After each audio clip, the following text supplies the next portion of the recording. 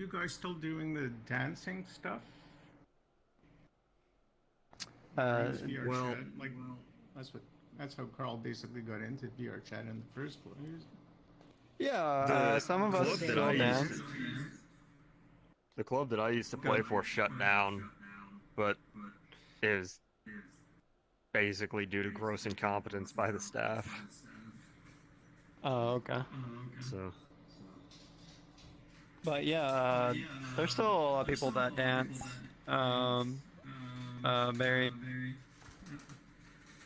Um, Plenty of people from, IDA, they're still around, they still dance and stuff like that.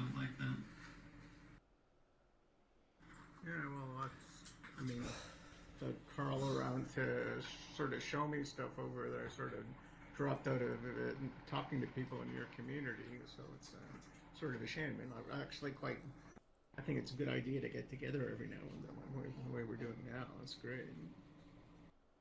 yeah. I don't have a good reason to do VR chat otherwise, though.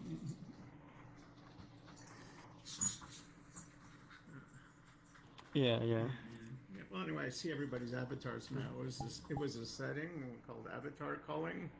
I had to turn it off. I believe it's the shield level or the allowance of what you want to see of the avatars.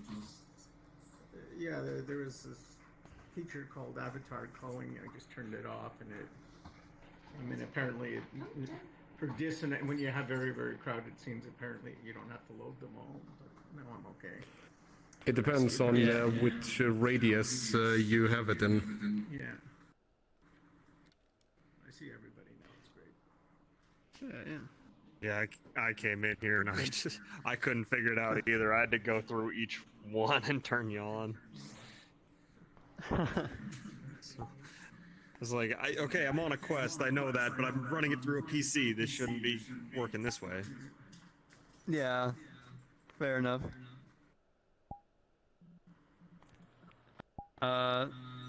Is there any stories or start off? Any stories you want to start off with, Barry? About Carl? It's sort of hard. I mean, last year we were still in the middle of grieving. Now it's more like trying to figure out how to do memorials. So just try to remember the good things. It would be nice just to hear the good things about how you met him and why you and what were the good memories you have with him. Nice to hear that kind of stuff. Or I can certainly answer any questions about how he became who he was.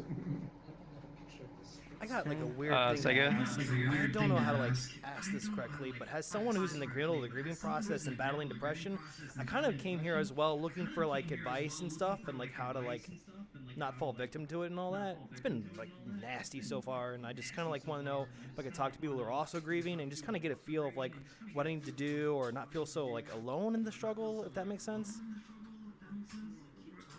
Yeah, well, that's actually important. You have to really. It's because it's hard to talk to people who aren't going through it, right? It's very hard. Most people, when they're grieving over there, will give you a lot of attention for a month or two afterwards, and then they sort of forget it's all happening while you're basically still dealing with it for months and years. Yeah, I'm still not. It still hurts a year later, more than a year. Yeah, and it's just hard. So you got to find people you could talk to. The easiest ones are, again, people like us who are in the middle of it ourselves. I mean, now we're further along, but it really helps to talk about it and not, because it's hard to talk about it to people who aren't grieving.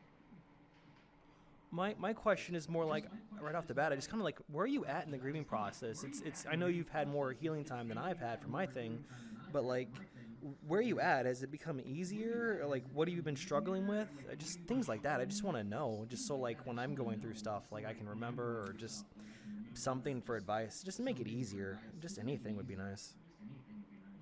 I have, one, it may be cold, but it's effective. If you want to hear, but, it is a rather bit cold, but it is very highly emotional, as I prefer to explain it. If you all would want to hear it. I also don't want to take away from talking about Lofty at the same time, but I'm just like, I don't know really where else to go to talk about these things. So it's kind of like, you know, I want to learn, but I also like don't want to take away and have this about me or too much. You know what I mean? So that's why I'm just like, I'm asking now before things really kick off. Well, do you want me to say it then? You gotta find the group of, like, the thing is everybody grieves at a different rate, and different things will set you off. So you need to be able to talk to people over there reasonably openly about it, about where you're at. And it's like different people are always in different spots. It's just hard. You can't expect That is why I tell it as a forewarning if anyone would find it offensive of what I'm about to say. I don't have context. I don't know. So, all right, let me say it like this. That is not the Lofty anymore. We're leaving nothing behind because we carry him within ourselves in the heart and soul. We carry his memory on. By remaining here at where he is, his grave, we're not moving on, and he would not want that. I loved him. That was only a brother could ever do. And I will continue to do so for as long as my own heart will bear me on in this world. But I will not simply remain fastened or enchained to one spot. I will carry his memory on, inspire, tell his story to others, even though that I didn't get to know him as long as maybe some of you else did. I will tell it as best as I could from my own perspective and from your own on, a storyteller to another. And that is how I have processed it. Yeah, well, I certainly found that stories work the best. I mean, if you want to just write at all points in your process. I mean, that's one thing I can offer as advice. That worked for me. I don't know what works for everybody, but I started writing stories about where I was at and what I was feeling from the beginning, and it's changed, and the stories have changed, and the kinds of stories to tell are different over there. But stories are easy to communicate to other people. It's really hard to just sit together and randomly in conversation describe this complex thing. But if you have a bunch of stories you've written over time, you can pull them out and read them back to yourself, or read them back to other people if they're worth doing it. And that really worked for me. I got a lot of stuff out that way by writing it down. So things that were really painful and bothering at the time over there, I would write it down, and I wrote down the good things and the bad things. And like, not everybody can write, but certainly telling stories really helps. If you can find a way to do a video or put together a picture collage or write down a story, and like, it's very hard to capture where you are at a state and time and then look back a year later and saying, well, I was like this. It's very hard to remember how you were like, because now impacts you back when you were. What you're doing right now still has an impact on your memory. So better off to have it recorded down, and then you can go back and you can see whether you're getting better, where things are getting better or worse. I mean, if the stories are getting more positive, you know you're making good progress. But again, it's very individual. I found that I had a talent actually for writing stories. So it was easy. It was much easier to communicate, but writing something down and then reciting it,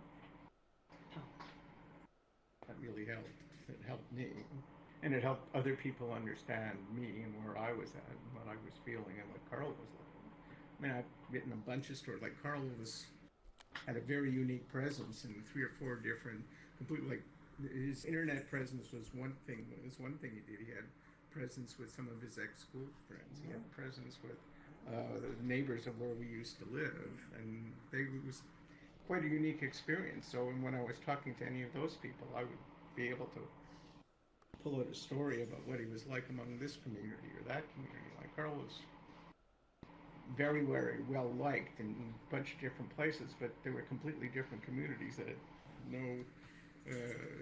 didn't cross with each other. So it's hard to tell stories about him in general, because a lot of people didn't get what he was doing. So writing stories helps provide that focus, or telling stories, or having events like this and telling stories really helps. Yeah, a lot of people didn't get what he was doing because he was a very unique character, and you can't describe what he is. Oh, that's exactly it. He was the one that went around making others smile if they ever were down. I tried to live up to his memory by doing the same, making his memory live on. Yeah. Just saying that, like, I just, I've kind of made a point to be asking other people how they're doing more, how they're doing, how their families are doing, try to make sure everyone's okay. Yeah, and it helps. Like, it's the thing about this is that everybody at one level or another goes through this stuff. It's not unique to a small number of people. When bad stuff happens or these kinds of things happen, they happen. Everybody has to deal with it, and a lot of people don't like talking about it. I found that it really helps if you learn how to talk about it. Absolutely. But it's hard to talk about it because most people you're telling about it don't understand what you're really what you're saying. It's hard. That's why I found events like these, or talking with talking with your group or other people that knew him well. They get it because they're feeling the same sort of thing one way or the other. You can't sort of see it happen to a stranger and feel the same way. Yeah, because everyone has a different feeling on the type of depression they're going through, and not every depression is the same. It is, and the things that set you off is different, and how long it lasts is different, and you got to understand that you got to work your way through it, but you got to work. You can't do it alone. In a lot of cases, you need help, and in some cases, even professional help. Yeah, and what's worse is like making yourself think that it's uncool and to go into a happy circle of people who's having fun and then tell them your troubles. Like making you think that to not tell them your troubles is worse. Like, you need to get it out and let them know. Be like, hey, I'm going through this. Do you think we can talk about this for a bit? And then, they'll, some of them will be like, well, let's go over to the side here and talk about it and stuff like that. And everyone else can just have their fun that just doesn't want to get involved. I mean, there's some people that are willing to set aside their time to talk to you and get through it with you. Yeah, well, I certainly found that I was surprised that when you do start talking about it, you found out that you're not alone that way, and other people have been sort of suppressing the same sort of stuff over there, and you can all commiserate with each other about dealing with it. It's like, not when you see people sitting around having a happy group, because not everybody's in a happy moment. Everybody might be doing that, and you can develop really close relationships with people just by sharing. Absolutely. And just because everyone's having a good time doesn't mean behind what they wear or behind their VR headset doesn't mean that they're actually having a good time. Maybe they're hurting on the inside and they're trying to be a part of the happiness of the group to not make the rest of the group feel like down or depressed when they're feeling that way actually.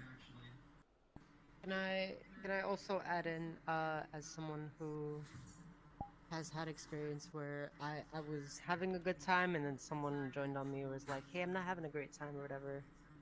And then they always feel like they're ruining my time.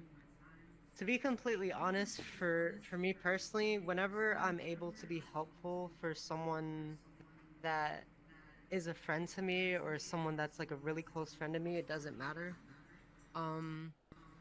I feel really, really good afterwards because like I was able to give a helping hand and possibly give them some kind of like temporary happiness in the moment.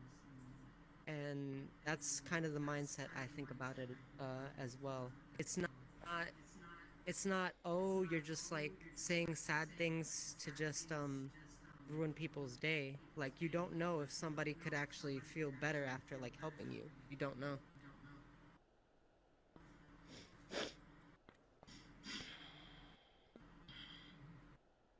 Exactly. And you can build much more honest conversations and relationships with people. If you say honestly where you're at, and you find somebody that honestly understands where you're at, and in some cases could even share their experience with their experience, you find that you're not alone. It's not you just doing it, and you're not the only person in the world feeling miserable about things. I mean, getting together as this group is good because I mean, we're not. The pain isn't quite as acute as it was a year ago, but it's still there. And we all share that, and it's something we can talk about. You don't have to put on a big smile and make it sound like we're all wonderful and we're all getting better. Say, this is where I'm at. It's kind of like having a... Kind of like if you were in the war and you got shot by a bullet wound, and that bullet wound heals up and that wound scar is still there. It'll be there forever. It'll never go away. Yeah, and you can use it. You can tell good stories about it, or you can use it as that scar over there. You can be the basis of many kinds of emotional things. Be a good thing, it could be a bad thing. Yeah, exactly. And if you find somebody who understands what it's like getting a bullet scar over there, I mean, you can commiserate together. You know, there's a long story behind that scar, right? And it's very hard in a casual conversation to talk about how you got it. Really abstracting all the complicated stuff. I mean, like what we're going through now for the last couple of years is long and complicated. You just meet somebody you don't speak with very much. How can you describe that whole thing in a short conversation? You can, but the thing is, like all of us knew Carl reasonably well, and we can share not just the pain of what we're going through, but we can also share the fact that we knew him. And what was really surprising to me when I first met you guys is the universe that you guys are inhabiting is completely different than anything I've ever been in. And yet, Carl was Carl. I mean, all the stories you were telling and all the stories I was telling, we're talking about the same guy. And even though he had a different name and a different look and a different avatar, it was the same guy. And that to me was pretty amazing. Yeah, that is amazing. Not very many people come on VR chat and act the same as they do in real life. Yeah, it's really hard to find someone like that. Yeah, and he did that. I mean, he was literally living that sort of existence in not just VR chat, not just in real life. There's 3 or 4 communities he was actively participating in that had almost no overlap with each other, and he was the same individual in each of them. And if you would ask any one of those people for a set of stories, they would all be very similar. Yeah, that's pretty. And I don't like you're saying, I don't know many people that do that. You know, like Carl didn't. He basically maintained his personality everywhere he was and to everybody he dealt with, which is pretty amazing. I agree. Hello, Liquid. Also, welcome, Hey, Easy and Liquid. I thought the memorial was going to be at 9. Sorry. Yeah. Hello. 8 Eastern. Oh, no. So I 7 said Mountain. 8 p.m. to 9 p.m. EST is what I posted. Oh, you know what? I probably just saw the 9, and then that's what I thought. So, shit. My bad. Sorry, still made it. Yeah. Yeah, welcome guys, welcome. Can't believe it's But, like 2 years. I know. Man. Yeah, I Time really know. It's flies. been 2 years. Like, wow. But But, hey, Barry, do you yeah, I have think- Sorry, what were you gonna say? Oh, Logan? no, go ahead. No, I just want to say thank you for everyone being here. Oh yeah, absolutely. I appreciate all of you as Putting it well toge- for being here. Yeah. Thank you for putting it together. No, no problem, no problem. Barry, do you have like a great story of like that was like that what that Carl did that just made you like really just randomly just bust out? I'm pretty sure there's many times that he did, but was there like a specific story that just made you bust out laughing like that he did for you? Well, yeah, well, there's an expression we had with Carl, which is, how'd he do that? Like, ever since he was 4 or 5 years old, he would be doing, like, first learned how to skateboard. Carl didn't skateboard slowly. Carl didn't do anything slowly. And he would regularly go up and down hills around where we used to live. We used to be sort of by a high school, and when the school was out, there would be these hills and all these concrete paths he can go along, and he would regularly just run down. He would basically do as he'd do. I don't know. He jumped 6 stairs. He'd start at the top of a stairwell, jump down 6 stairs, run at full speed into a sidewalk, leave the skateboard on the sidewalk into a tuck and roll. Now, I'd seen him do that a number of times, so it didn't bother me. But if any other parent was coming around watching him, and he was, I don't know, 8, 10 years old at the time, over there doing stuff over there, they would just look shocked at how to do that. And all I could do was just shake my head and shrug my shoulders and say, how do you do that? And I don't know how he did, because he was incredibly skilled. Best coordination that I can see, unbelievable balance, but it didn't. He wasn't good at managing risk. I mean, he constantly used to used to come home every day with a new bruise because of something that he did or something. But he was like, the thing is, he was like that his entire life. So, and Yeah. I think he was doing similar sorts of things. Like he stopped sort of doing that stuff as he got older with us, because he was hanging around with more of his friends and hanging around at school and hanging around with the guys like you. Like when he went to high school over there, he used to hang out with the football team. And he, I don't know if you've seen Carl in real life, but he's not very tall and he's not very big. And the football players used to like to pick him up and they used to throw him and play catch with him, like real gnome throwing, and he loved it. And he was the unofficial mascot there, even though he didn't particularly care about football, but he liked hanging around with the football players. Yeah. I think I recall, to add on to that, I think I recall like Lofty that likes to take risks, or Carl. We were partying at DDVR, the dance world, and we went to the bar section of the world, and he was like pretty wasted, I would say, like drunk. And he got on top of the bar. He sat there and looked at me and other people and was like, I bet you I can do a front flip off of this bar right now. I was like, I've seen him try to do front flips in VR in this small room that he's in right now. yeah. And I looked at him, I was like, don't do it, you're drunk. if you were sober, I might be okay with it, but no, don't do it when you're drunk. He was like, I'm gonna do it. I'm gonna do it.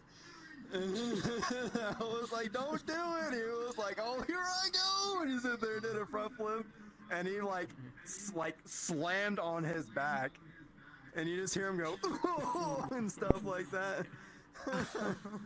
And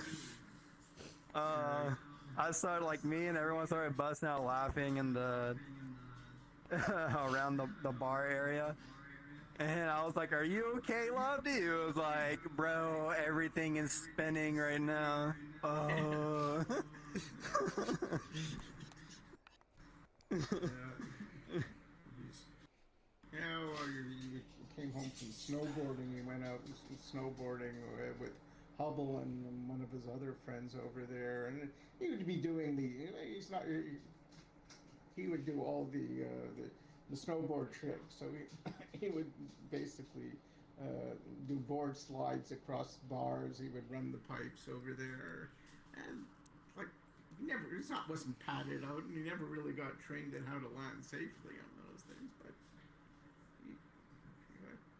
he was pretty good at doing risky stuff over there, but also staying under enough control that he could actually do it. Like the kind of stuff, like we had a skateboard bowl around where we lived, and for a while he was really serious into bull riding, and it's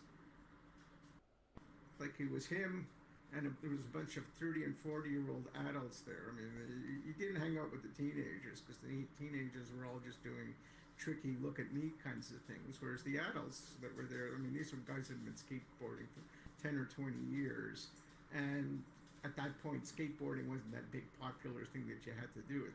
The adults that were doing it just because they loved doing it, and they do it just for the joy of doing it. And Carl started hanging out with them, and it was great. I mean, they really mentored him and taught him a bunch of the fancy stuff. And the thing is, he never really put in the hours to sort of make it a career, but he learned how to do a lot of stuff, and he did it for the same reason they did. He did it because he really loved doing it. I think the same is true with his dancing. He was doing it just because he really loved doing it. He didn't do it to make a name for himself or to be popular or to be famous. He just did it because he loved doing it. Like, yeah. He's the one. And one of the other things that really impressed me, he was hanging around with all these Japanese people that, like, they normally don't hang out with people from the West. Right? It's very, very. I wouldn't say they're closed society over there, but they really keep to themselves. And he was really in with him, and he had some very, very, very close relationships with some Chinese and Japanese dancers, and they don't really like showing their emotions or being open and honest with outsiders. And he basically was one of the gang there. That impressed me to no end. He was always able to, especially if you were doing quirky things or you had quirky skills or you wanted to do something, Carl would just attach himself and become a good buddy. That was also really impressed me about him. Yeah, he's like really good to adapt to any situation, whether it be happy, sad, or inspirational, exciting time. There is Carl never one. did groups. Carl was great one-on-one with anybody. He could be superb one-on-one with almost anybody, but he just didn't do the group stuff. He didn't try to make himself group leader. I mean, none of the group politics. He never got into that. Yeah. It was an interesting way to live, right? To basically live your life with millions of one-on-one relationships and no relationships in groups, and he made it work. Yeah, I know he didn't like being like at the spotlight of everything and all that. So he likes being on the sidelines supporting people. Yeah, he had no interest in basically being a leader or being thought the best or being whatever. You just like hanging around with individuals. And I can add into this with one of the few memories that still remains, the few that I have, and this one in particular inspired me to do, well, better after he disappeared from us, of course. The memory goes like this during a DDVR event. I was spending my time in a corner, alone, most of the time as I do, when he suddenly sees me, comes up running, and just accentuates with, "Hey, come on! What's with the moping face, my dude?" "Oh, nothing. I'm just... Oh, come on! Surely you got energy to get out there. Come on!" And I said, "Well, Oh, listen, dude, listen. He says while kicking back, you see him sitting down, and he just gets himself comfortable, and says, "Listen, there's a lot of people here, and all of them enjoys when people are happy, when they flare them up, you know?" He takes a swig of something. "So, why don't you do it?" "Well, I don't know, I just... Listen, man. I can't always be there to give them all that energy, but you got so much in you. You take pictures for us. You take pictures for many groups. Just go out there and be yourself. Why don't you?" And then he runs off, and I said, "I'll think about it. Thanks." And that's how my memory ends. And that is why I try to live up to his suggestion. Yeah, I bet he was, when he was sitting down, I bet he was like, relaxing his beanbag, you know. I know he always likes to sit in his beanbag. He almost tipped over, actually. Like, yeah. And he just grabs onto it and just swigs it up and just boom. You hear it in the background and goes. So he just gets himself fully comfortable. He doesn't care. He just into the conversation. He just goes in. That was him. No hesitation. Yeah. You only cared what individuals thought, and never cared what groups thought. Hi, Super. Welcome.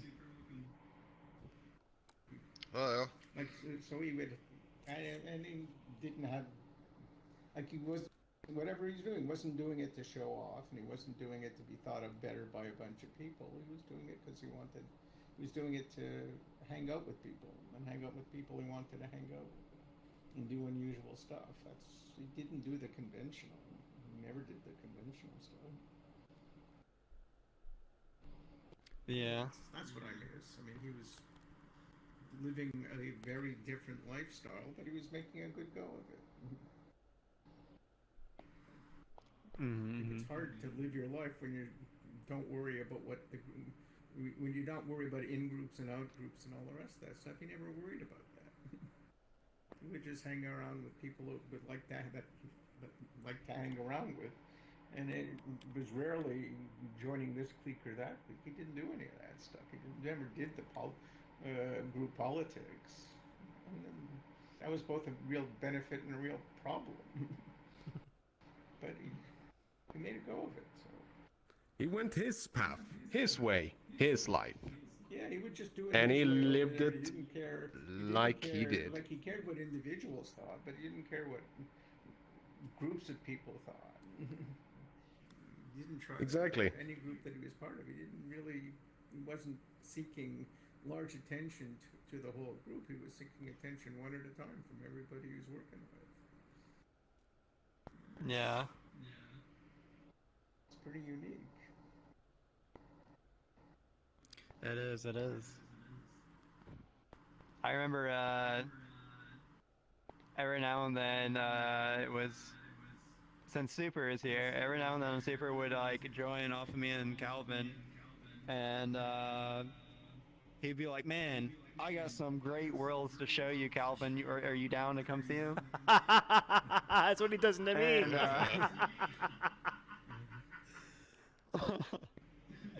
and Calvin's like, "Oh yeah, absolutely, you bet you do." He looked at me, he was like, "Alright, Kyle, so you ready to go?" I'm like sitting down because I'm tired from dancing. I'm like, Alright, yeah, sure, let's go.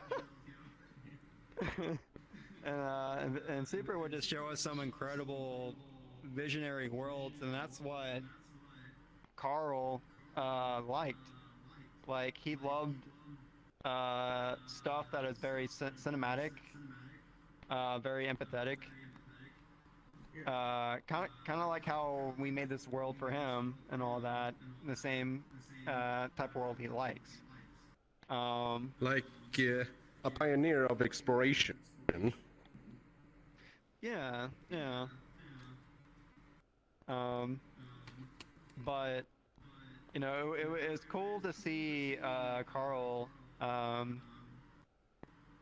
get excited when he sees like a new inspirational world that he loves and enjoys to be in, like, because his eyes is like wide open, and he's like, man, he's like, look at this view, man, this is amazing.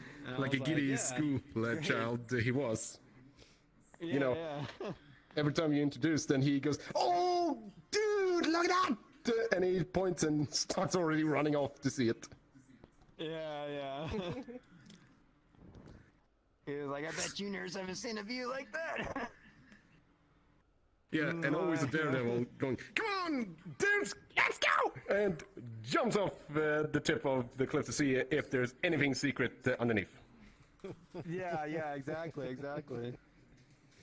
Just pulls the wall, goes for it. He doesn't hold back. He just wants to find whatever is hidden. Exactly.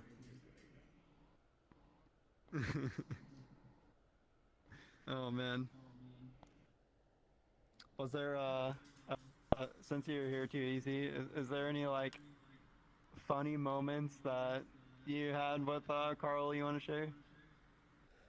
So one of the EU parties I was with him early on, he was not drunk, but I remember him saying he can do backflips, and he said he did it once before, and he freaking did it again in that world. And I said, I was like, I saw it, but the tracking went off. So I told him, you did it, congratulations, but don't do it again.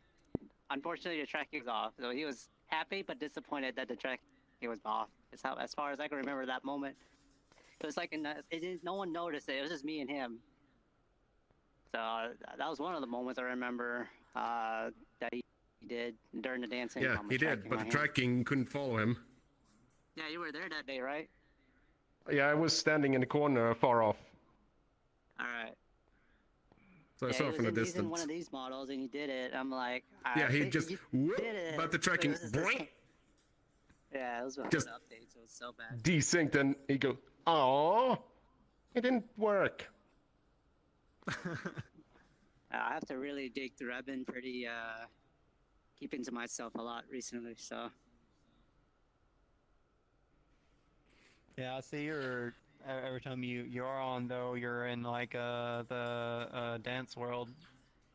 Yeah, I'm just dancing. I just don't feel like doing too much in VR nowadays. But when I get on it, I need to move my body.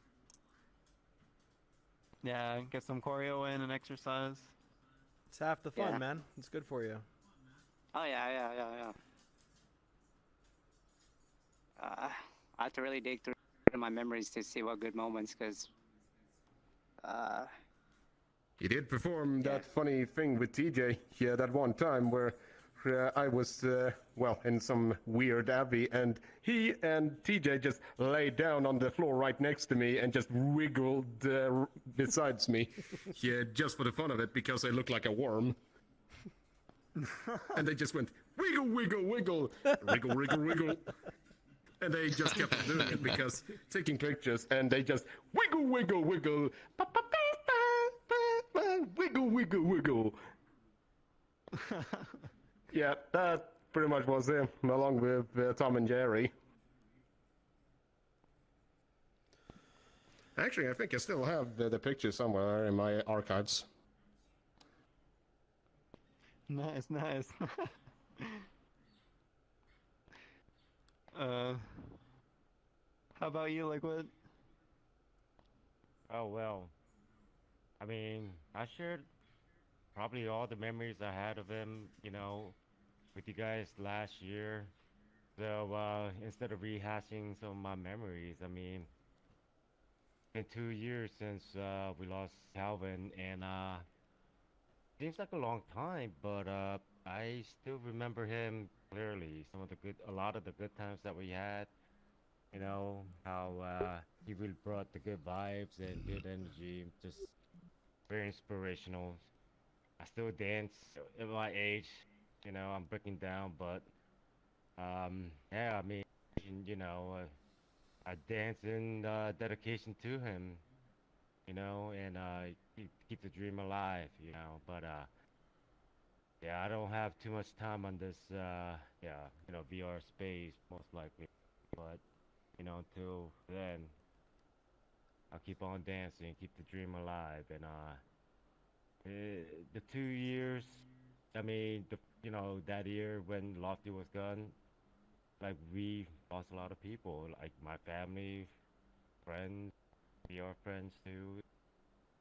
It was a hard year, but you know, yeah, it was a difficult year, and And we're it still was going through the relentless next in a one. way. Yeah, Yeah, doesn't stop.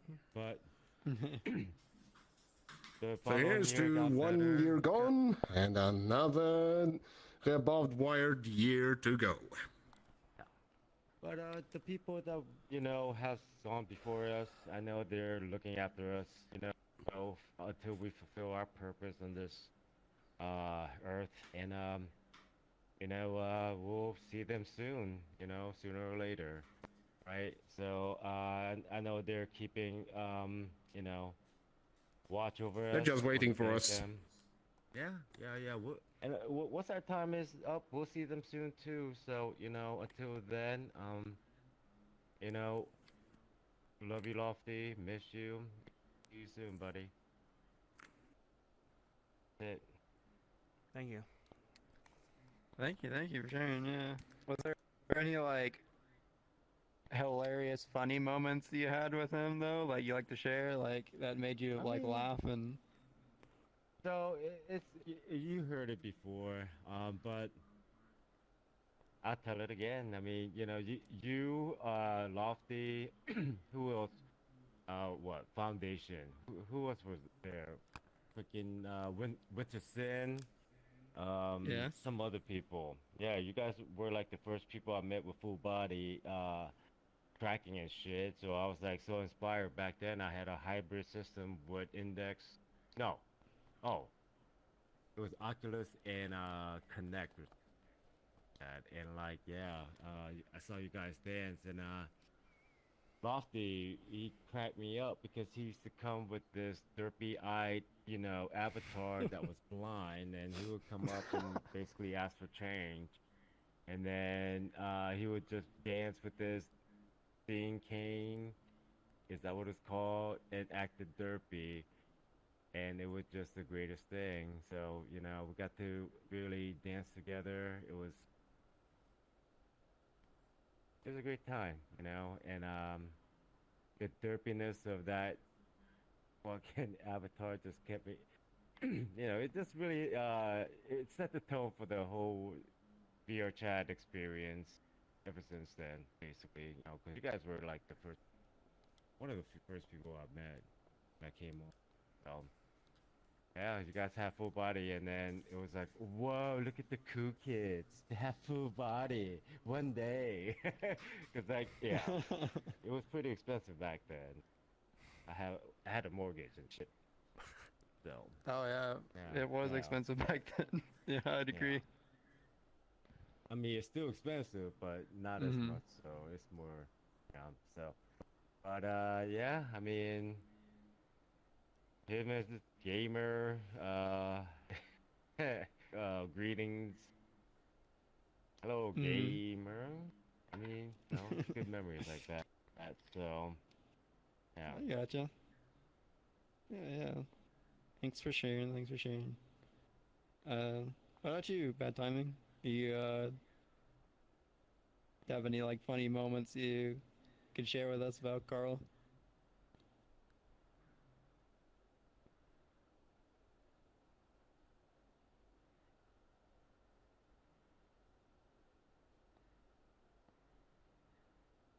You good?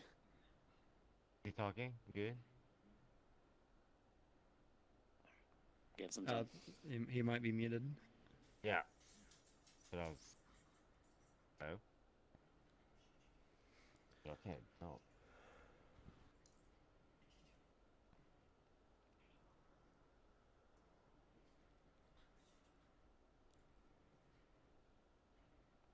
You're muted.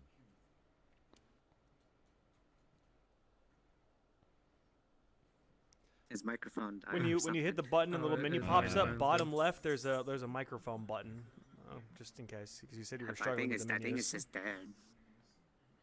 I think his headset glitched out or something. You can also try rejoining the world. Maybe that'll help.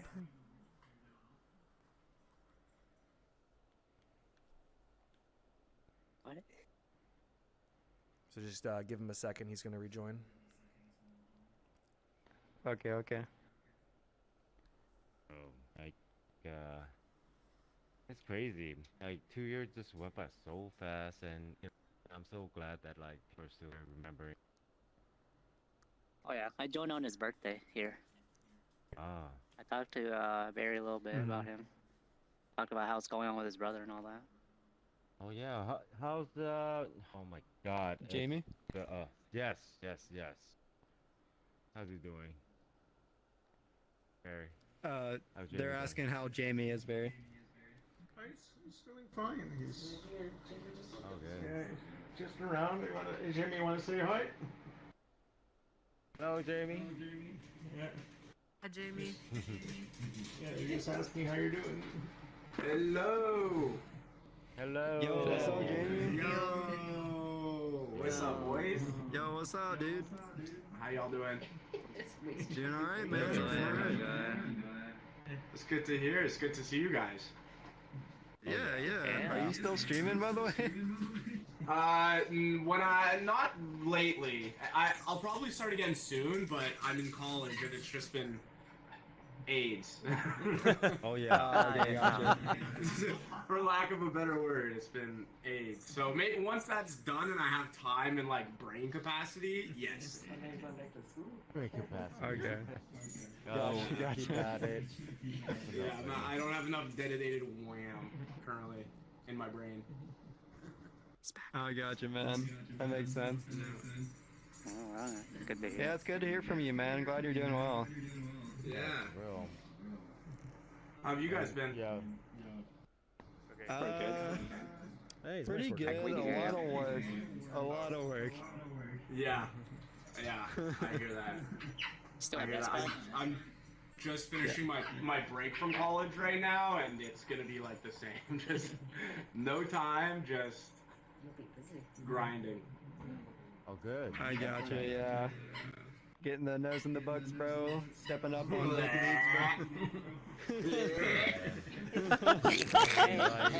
bro. Hey, it's so worth it in the end.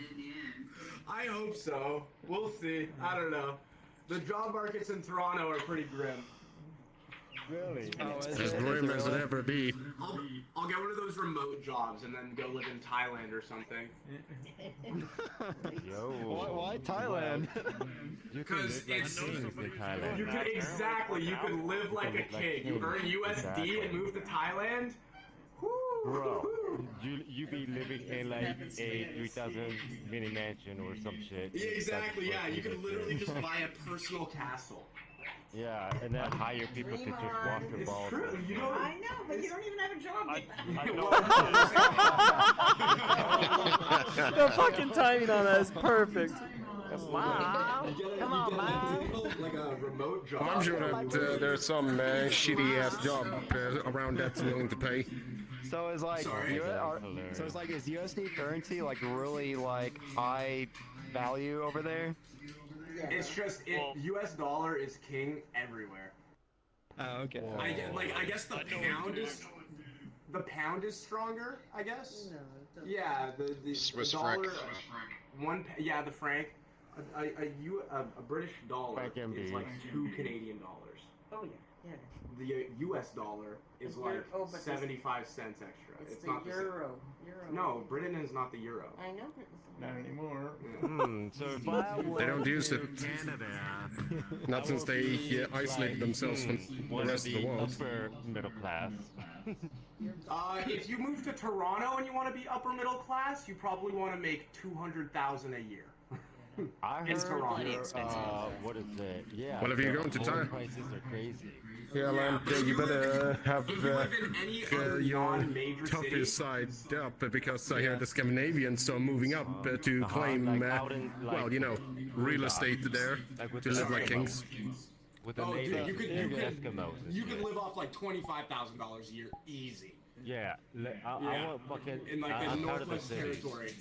Sorry. Yeah, I'm tired of the cities. I want to Yeah. get away from You people. honestly, yeah. If you weren't living in a city, you could do pretty well in Canada.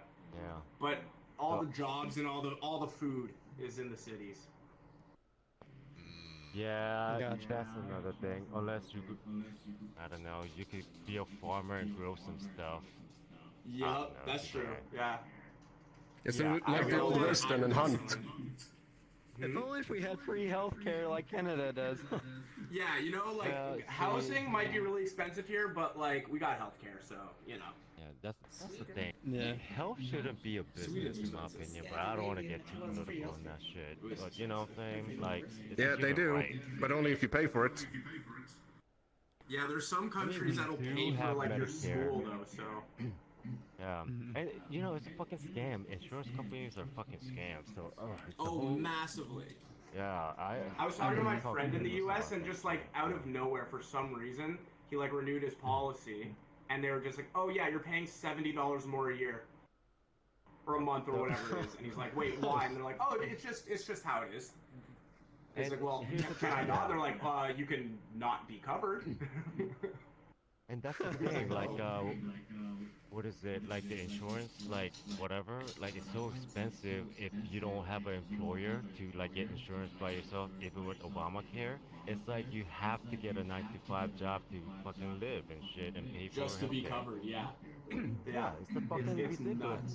Yeah, it stifles you know, entrepreneurial spirit because now, you know, like, oh shit, I can't try to own a business because it's so expensive. So let me just get a fucking Exactly 9 that, to like, job, it's the 9 land to of the 5. free, Yeah, You can just start your own company, but then you just don't have health insurance. So. exactly. So it stifles growth. You know, this fucking shit is Yeah. fucking stupid. Oh well, It's- but I it's don't want to get nuts. too much into this. Yeah, I got you. Yeah. it's fucking crazy. Yeah, you know. But, So you've been- We're getting a little bit too much into it. So you've been Hey, guys, I'm gonna playing. bring my dog downstairs because she's going absolutely nuts. She wants to alright, go out for okay. walkies. She wants Okay. to The go dog when I wants to join. play. She's Okay, like, I "You're gotcha. talking to everybody but me. Why are you talking Jealous little bitch. Jealous little bitch. to me? Dog's been making noises since I joined. Good to see you too, Jamie. See ya. Take care. All right, timing. Did you fix your mic? Yeah, I think so. Yes. Oh yeah, I can hear you now. Awesome. Yeah.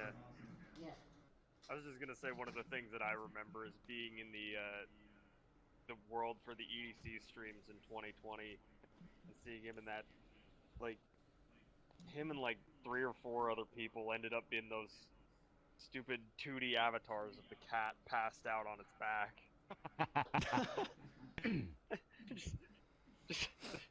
I think I was in one at one point, but they're just, I don't remember what they were talking about, but they're just over there all like in cats that look like they're Passed high out in off the their like, ass. like passed dead. out. Passed Oh, out. those 2D cutout ones? Yeah, Yeah, you know what yeah. I'm talking Oh about. yeah. Zephyr, I think, was made those. I'm not 100% on that though. I remember those. Yeah. They were great.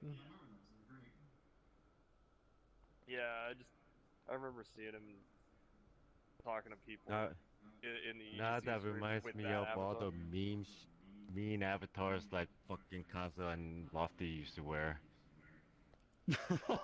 Yeah. You know what I'm talking about? The fucking ugly ass Asian guy that used to wear just around me. Oh yeah.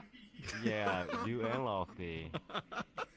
because I'm Asian, right? And then there's this one ugly, nerdy fucking Asian avatar. I don't know if you know what I'm talking about. Do you still have it? Do you? You fucking racist bitch. I have something. I don't know if it's what you're talking about.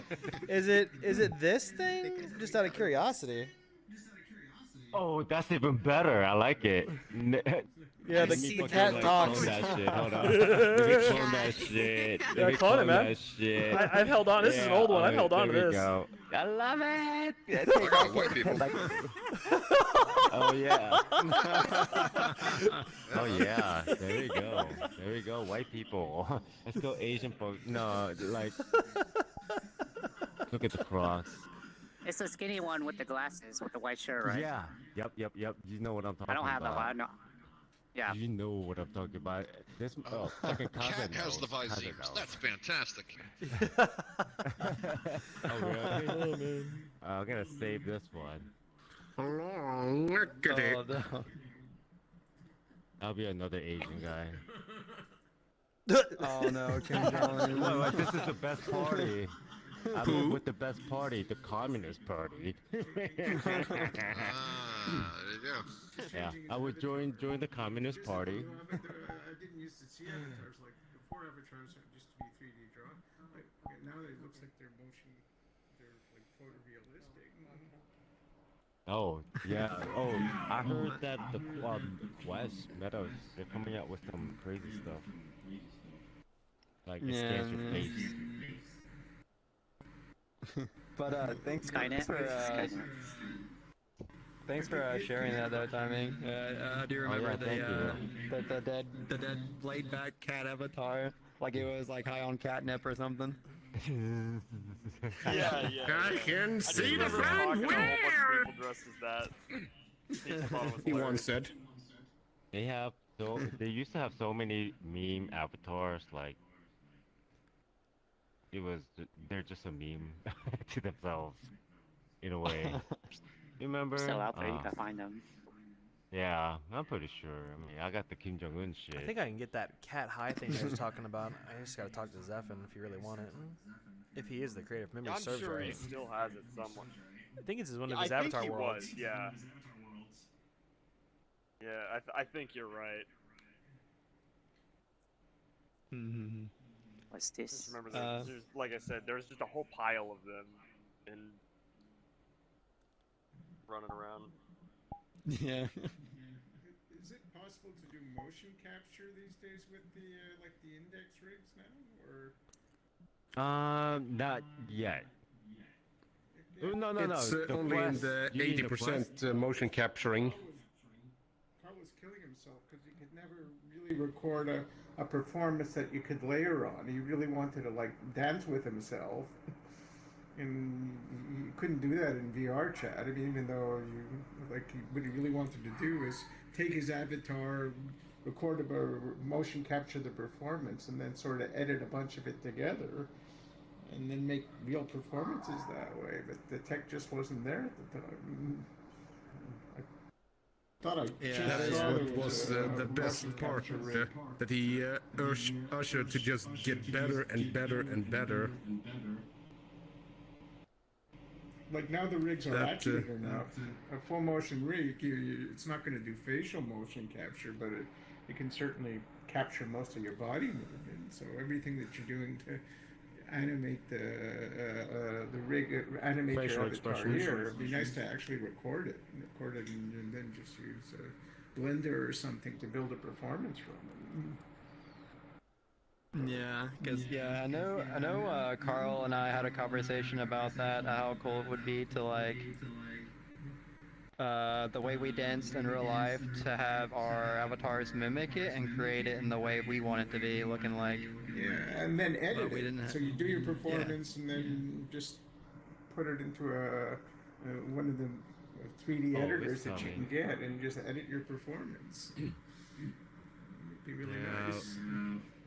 But in the future, I bet you the avatars will mimic like every move in the future. Not right now, but and then you won't need to motion capture it because everything will be, 1-to-1.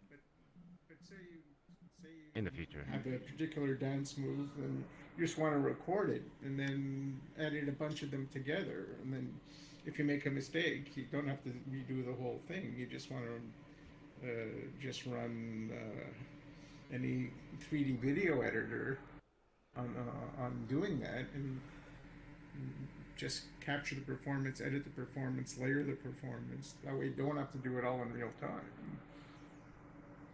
Yeah. Carl just basically, if he wanted to do something elaborate, he had to rehearse it a million times and then get it like basically millisecond perfect when he wanted to record it. So Yeah, if somebody could use AI to create something, they're gonna make some bank. Yeah, well, Yeah. and at some point I saw somebody was developing something that would take an index or any common rig and then just use that to create a video file. And then you could put whatever avatar you want on the performance. And that way you could play 3 different characters and then layer them all together and onto the same stage and put them together. Well, it would have been really nice, but I guess we're not there yet. Yeah. One day. Because that's something Carl would be really good at. I mean, it's something he really had a talent for, basically, inventing the moves, but he was pretty good at editing music and motion and audio and video all together. And if he could had the ability to basically edit and snap and fix errors in a particular performance of a single character, and then put multiple characters on the same stage, he could do some pretty amazing stuff.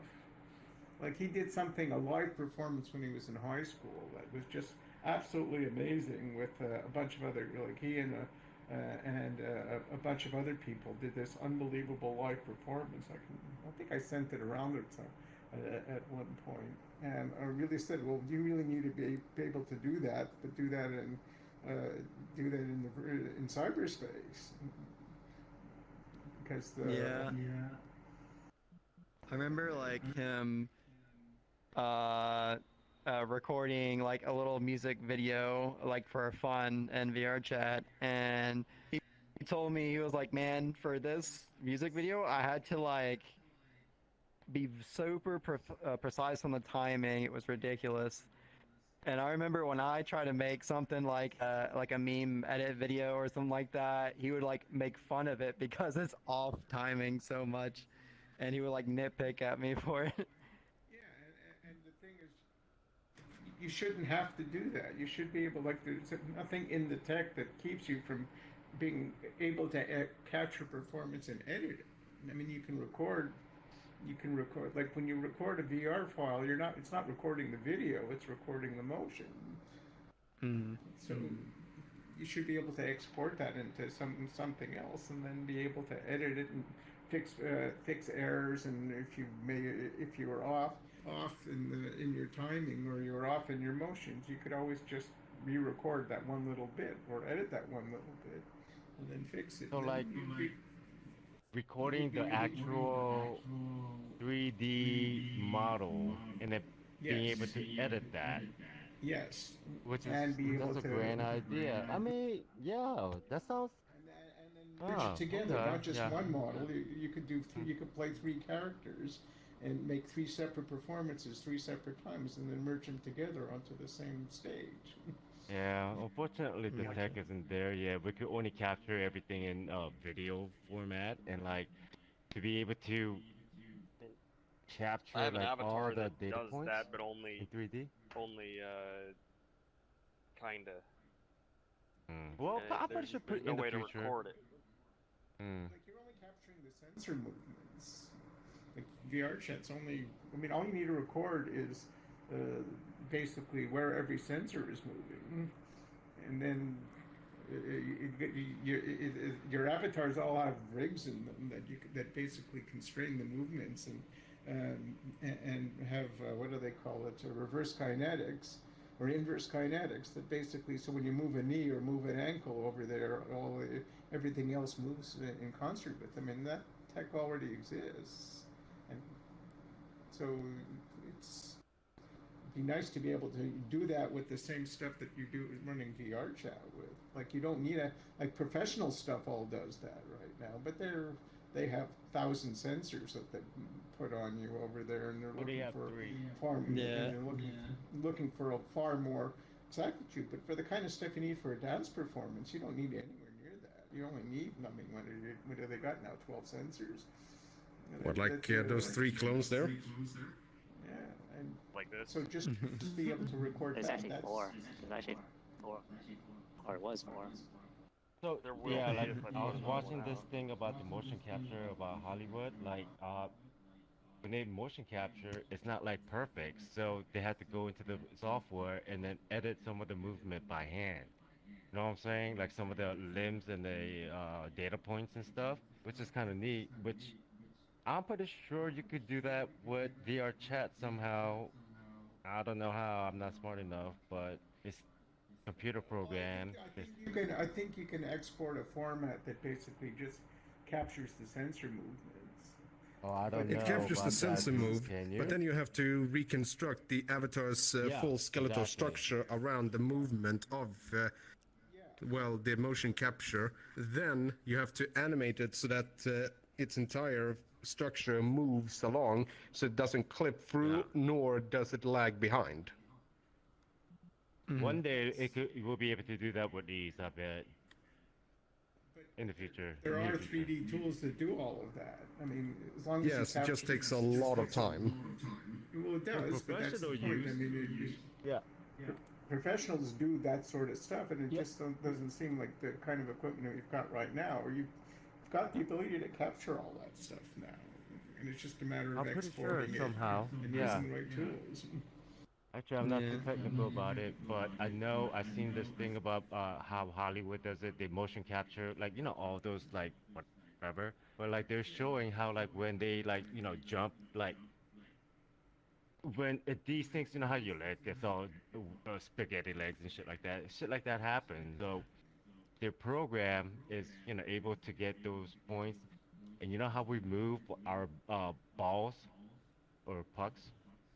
Balls, yeah, you know, it's kind of like that, but they even, you know, motion capture stuff, which is kind of cool.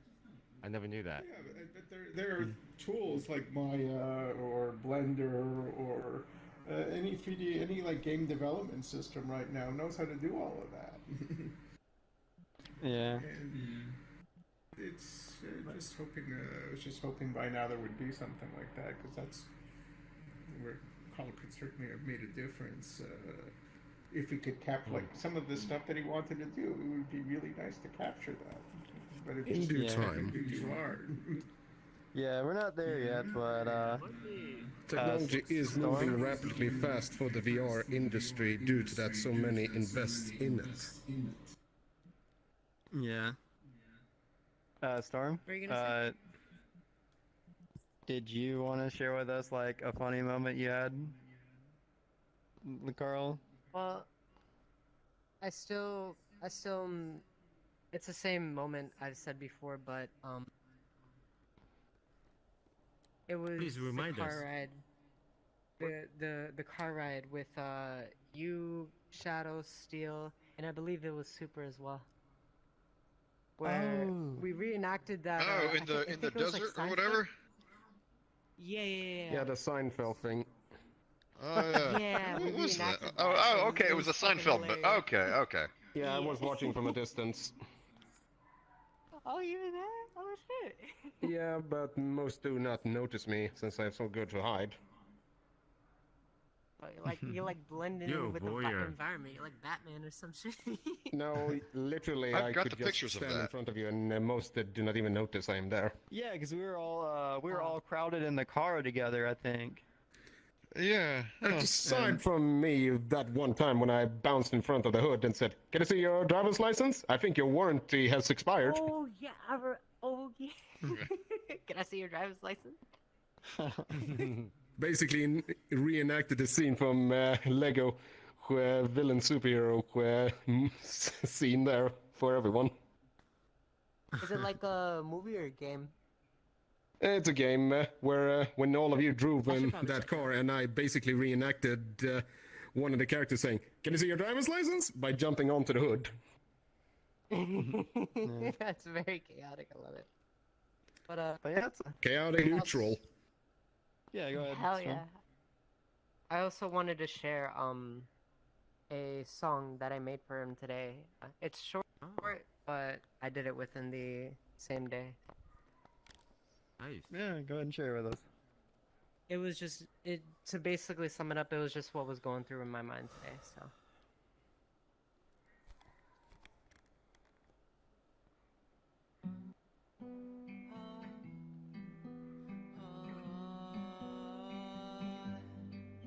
Come over here so we can hear you better.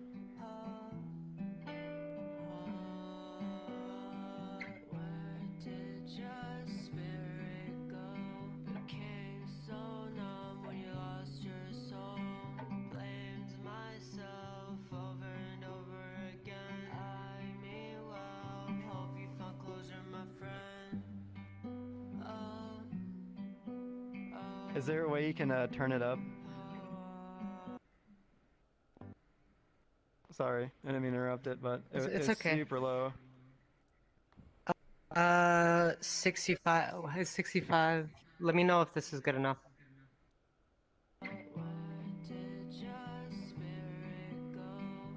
Go a little higher, a little higher, a little higher. Can you do 100? Do 75 or 75 or 76. Or one of those. That should be fine on there.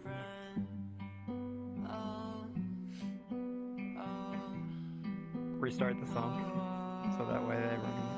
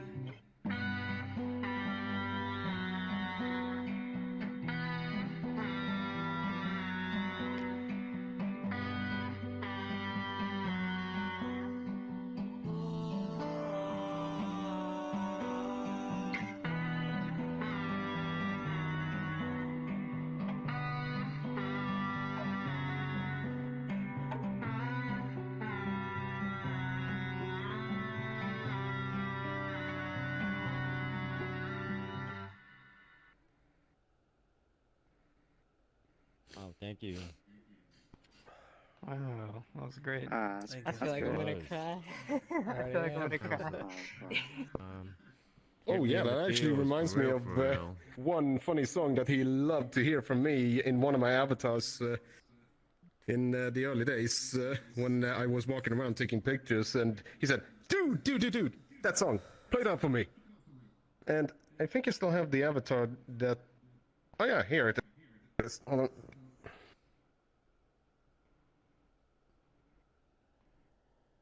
Was in this Abbey, and when he was really wasted, he loved to hear the song about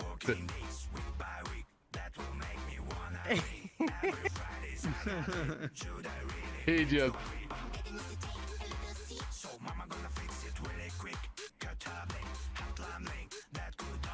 Yeah, it definitely speaks his language.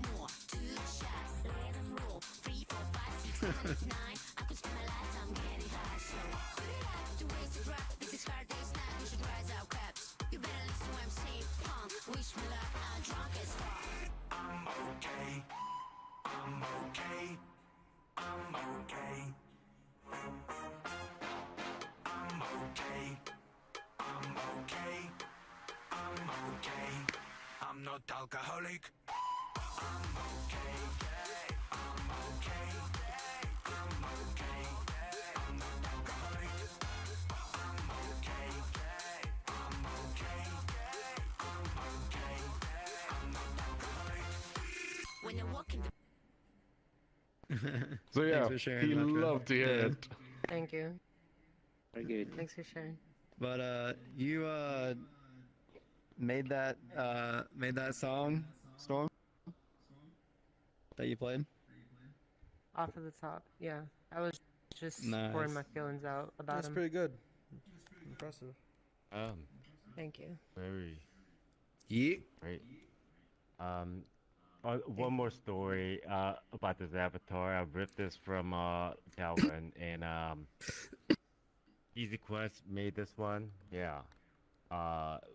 And I really like this one because me and Lofty used to go up to Easy and go, "Mama, mama," and I tried to get like breastfed, but he wasn't having it. So.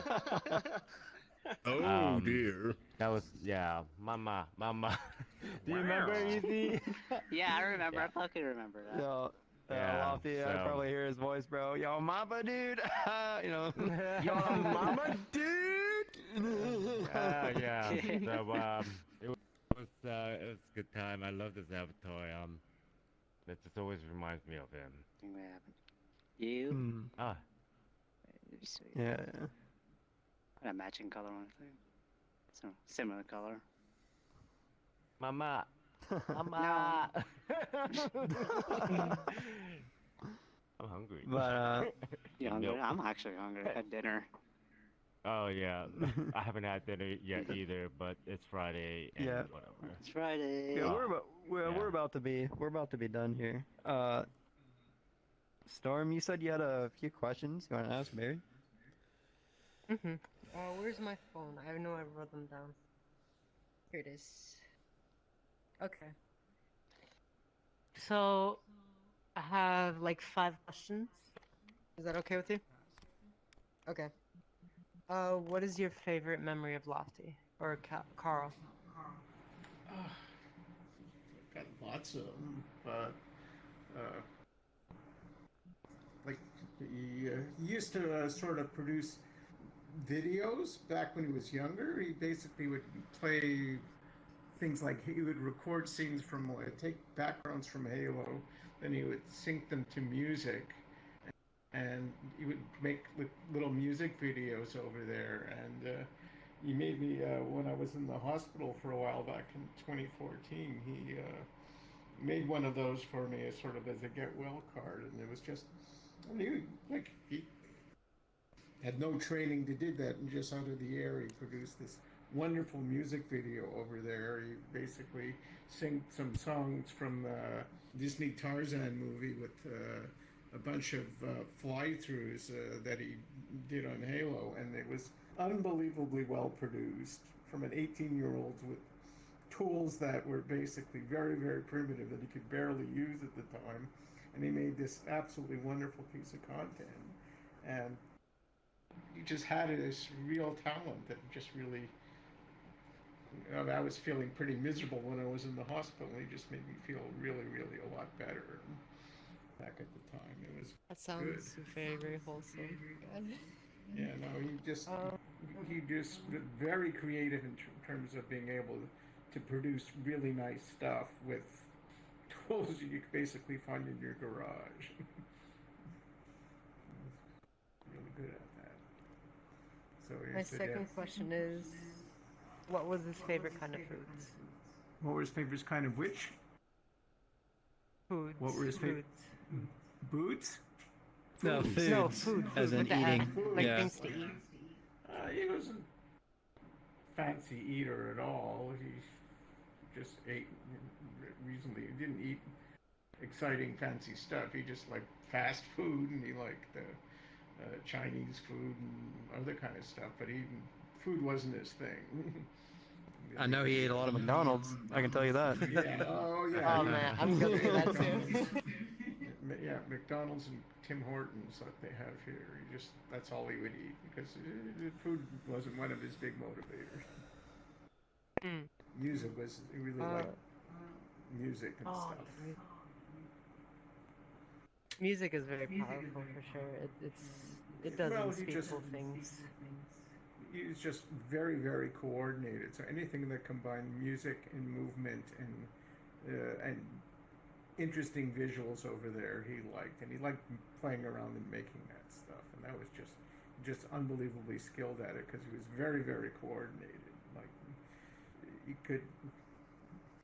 Like even developing, he used to rehearse a lot for his dance moves, but he would just do very unusual stuff. And he didn't do what everybody else did. He loved inventing his own.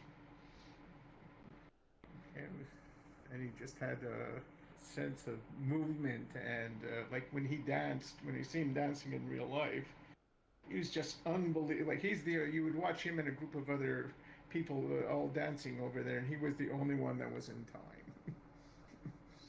Like he just had this innate sense of timing and innate coordination, where he was just always on the beat, and he was always in time with the music, and it was just amazing to watch him in real life. Like, it was amazing to watch him in real life. I suppose you saw when you got an accurate performance over there with the sensors over there, you get some idea. But he was like always just really on. Like you could. Your eyes just went to him all the time, just because he was, again, the only one that was basically dancing in time to the music. And it wasn't just dancing; it would be skateboarding or snowboarding or any of that kind. Anything that was on his unicycle. He was just really, really coordinated. I remember watching some of the clips, and I was just like amazed by it and everything, and I got him a unicycle. Like I had a unicycle, I don't know, 10, 15 years ago, and it took me 6 months, 8 months, 9 months to learn how to ride on it. Carl borrowed my old one over there till it didn't fit him that well, so I bought him his own, and in 4 days. Everything that took me 8 or 9 months to learn how to do, he learned how to do in 4 days.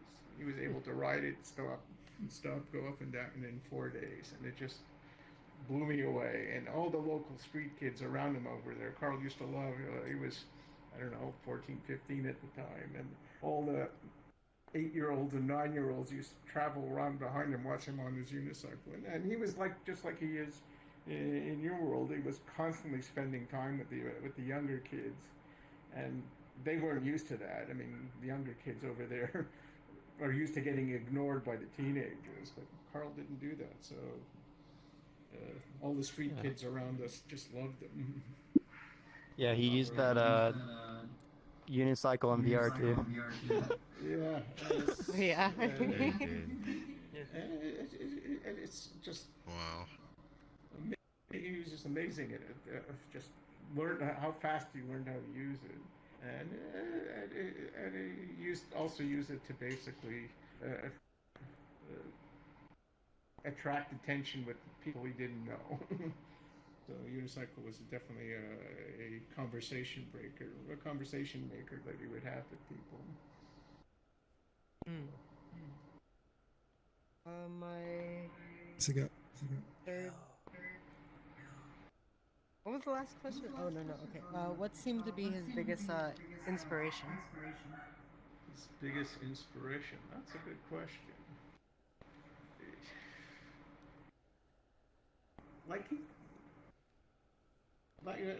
Like I don't think individuals inspired him. I think individual performances inspired him in certain places. He liked doing his own thing. So kind of like people inspired him to do things? No, it's more. That's a good question, and I can't think of anything that I would say inspired him other than he would see some performance or somebody doing something that he liked, and he would try to reproduce it, and then he would end up inventing his own stuff. So. I understand.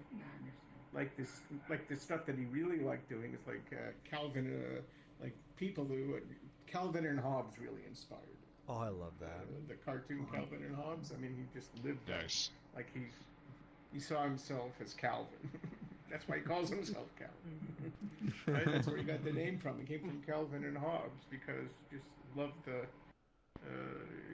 just loved the stories and loved the character, and that's the way he saw himself. So, sort of, just do your own thing sort of stuff. Like Carl was always doing his own thing, regardless of what anybody else wanted. That was a big strength, and it was a sort of made some problems for him over there because he didn't like joining things. He liked doing his own stuff. That's hella dope, honestly.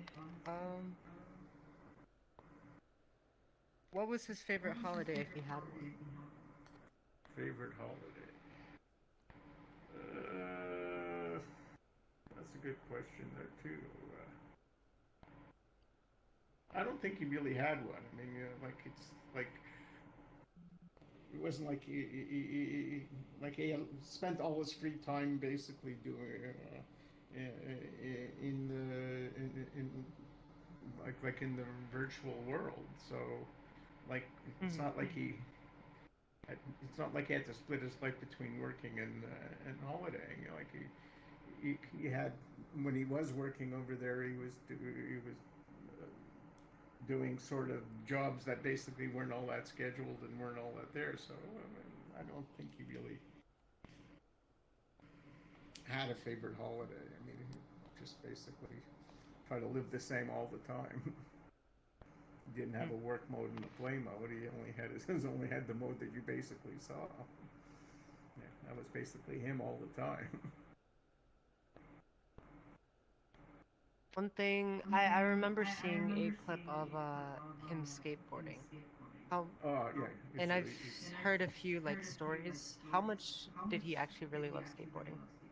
Oh, he loved skateboarding, and he started really young. So he started skateboarding when he was like 5, and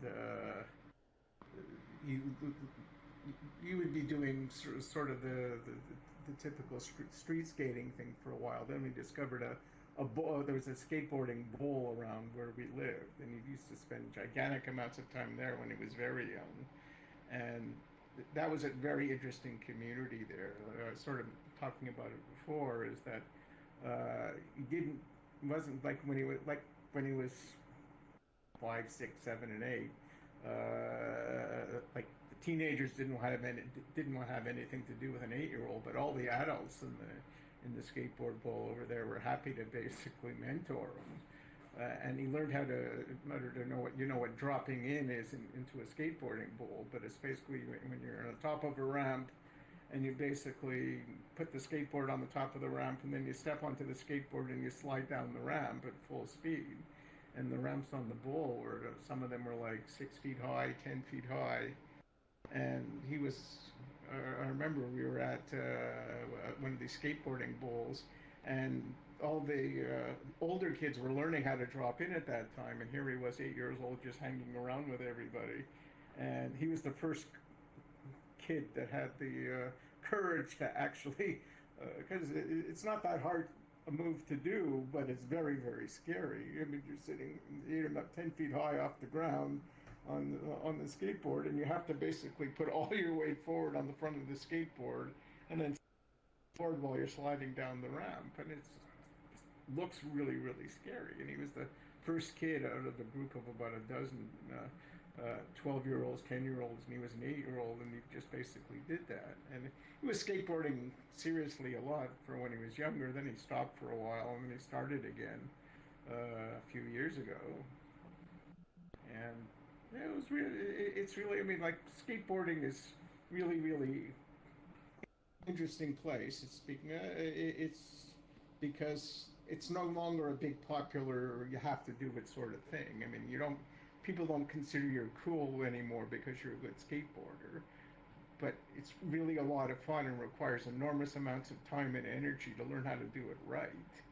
So the people that really into doing it spend the time and energy, and they're a very, very tight community, and Carl got in with those. So he really, really liked it because he liked doing stuff that requires a lot of skill and a lot of practice, but not very many people really care about it other than the people who really care about it. So he liked that. He liked hanging around with people who all shared their love for skateboarding. So he was really, really good at it. And sort of the same sort of thing with unicycling, but he never got into the tricky unicycling the way he did with skateboarding. Like skateboarding and snowboarding, he was really, really, really, really loved it. And he loved it for the sake of the sport, not for the sake of being a show-off or showing himself off. I mean, it's the same sort of thing with his dancing. He did the same sort of thing with the skateboarding that he did with that he did with his dancing. He was the same sort of kid, same sort of approached it the same way. But he used to love taking him to the park and watching him go. And he used to go. Sometimes he would go there and the bowl would be empty, and he would spend hours learning a new move. That's the thing about skateboarding. It takes a long time to look good. And he would put in the hours to do that. It definitely takes a lot of dedication for stuff like that. I remember trying for a longboard, and I kept busting my ass when I was a teen a lot, and I was just like, Yeah, well, he was a skill that he didn't hurt himself very much, but even so, to learn even the conventional set of tricks, you have to practice and practice and practice, and you have to do them thousands of times before you get any good at them. And he used to do it, but he didn't used to do it because he wanted to show off. He was doing it because he really liked the process of doing it. It's just like his dancing. He really liked dancing and developing new stuff because he just really liked it.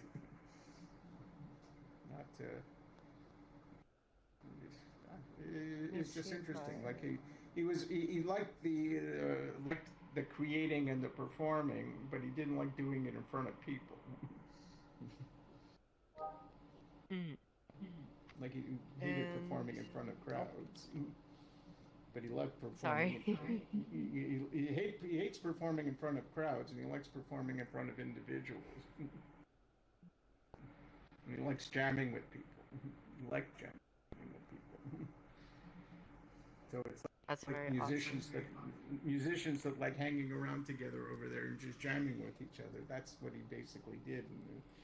With his dancing and with his skateboarding and with his unicycling. It was just like jamming, hanging around there jamming with people that appreciated it. It wasn't doing it to make the audience happy. Yeah, go ahead. The last question I had, I'm pretty sure it was already answered, but the last question I have was, what's your favorite video game? But I assume it's Halo? He was really into Halo. He was in, what do they call it? They used to call it For Garbage, which is For Honor. For Honor? Yeah, he used to love that one. He used to love, there was another sort of melee battle game that he was really into for a while. That game's really hard. I forget the name of it. There was, there's one where you sort of parachute into a thing, and then it's basically a last person standing sort of thing. Oh, it was PUBG. Yeah, PUBG. He used to love that. Yeah. He used to love For Honor.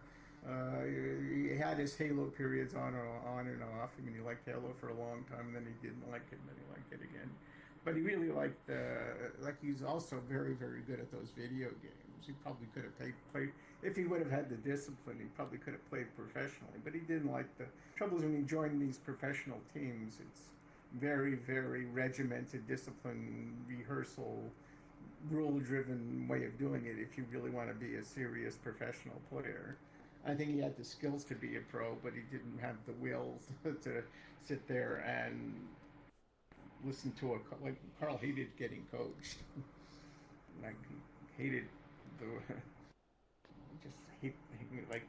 Anytime he joined any sport over there, he hated coaches that would scream at you and tell you you're not doing this or you're not doing that. He hated to be criticized. So he preferred to just do things his own way, and he was actually very good at doing most of the stuff that he was doing, but you can't play on a team unless you've got that kind of discipline. And he never really wanted to do that. He was too individualized to do that.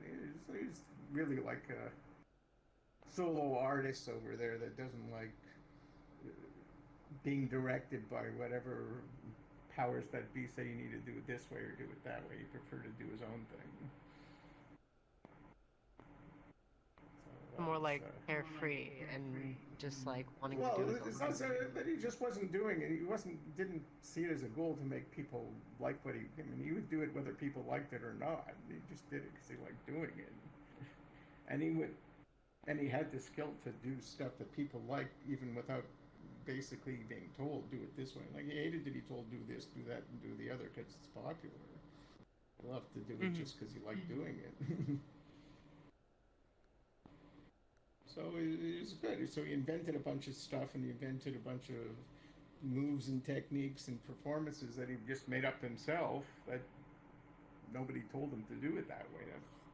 Like he tried doing like joining dance groups and whatever, but he liked the movement that you did over there, but he hated having been coached. He hated to be coached.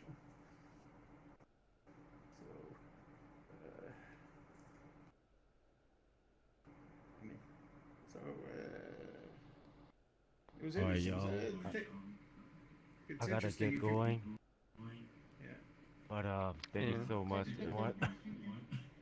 Yeah, I gotta go too. I gotta eat dinner. I think that's a.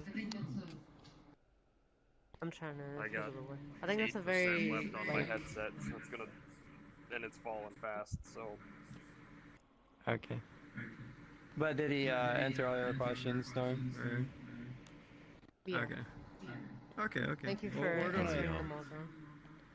We're gonna call it here. We did go like past 43 minutes after we were supposed to be done, but it's okay. We had fun. Yeah. Oh yeah, that's fine. Yeah. Time well spent. Thank you guys for stopping by and sharing your moments. Yeah, for real, for yeah, real. it's good seeing you I'll guys see you all guys for on the the dance one time I floor. get in VR a year. And Thank you, Barry. and thank you, Barry, for coming and telling us all your stories about Carl. Yeah. So do you guys basically hang out together a lot, or is it you're just getting together because of this event over there, and normally people are hanging out? I know I hang out with Kaza. And if you want me to be frank, I normally hang out a lot with Storm and Shadow and sometimes Easy Quest if he's around. Yeah, when I'm around all the time. But everyone else, it's a rare occasion because they're always at like party worlds and stuff like that, and I don't usually go to the party worlds that often. So. Yeah. So anyway, thank everybody over there for making this an excuse to get together when we don't always do that. So it's really been true for me. I'm not hanging around with you guys hardly at all. And it was Carl that was basically keeping me whatever it was in with you. Well, I enjoyed that. I enjoyed meeting you guys. Again, for somebody my age, this is a completely new universe. Gotcha. But yeah, we appreciate everything you did. Take care of yourself, and man. Thank you for sharing. Bye, Easy. Thank you. Take care. Yeah. Thanks for setting this up, Kaz. Yeah, no problem, Barry. But if anyone ever wants to talk about, Calvin, if it's like a question or a simple story, Barry's name in the memorial server is Trombonian.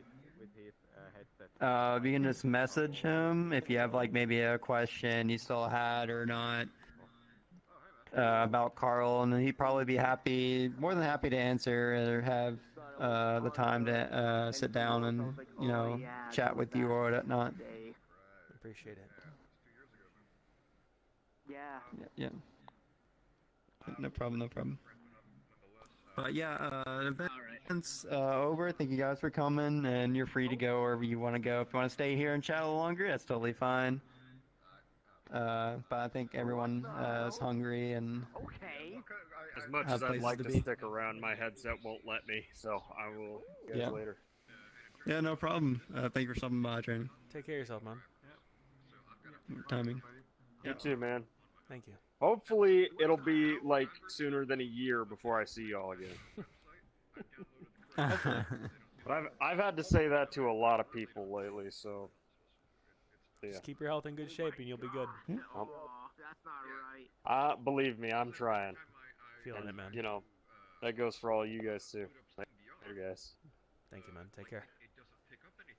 It says the headset's not connected. It doesn't recognize the base stations. So it's a Bluetooth issue, obviously, because everything's plugged in. Oh, did he? Dude, look at this nerd showing up left at the last minute, dude. I had You work. missed, We started couldn't an even hour come and 46 minutes ago. I had work. I'm gonna. I'm sorry. Bye bye, Darky. Where's your clothes at? Figure out something on that. I'm not really the best when it comes with. What a all that. fuck. I do know driver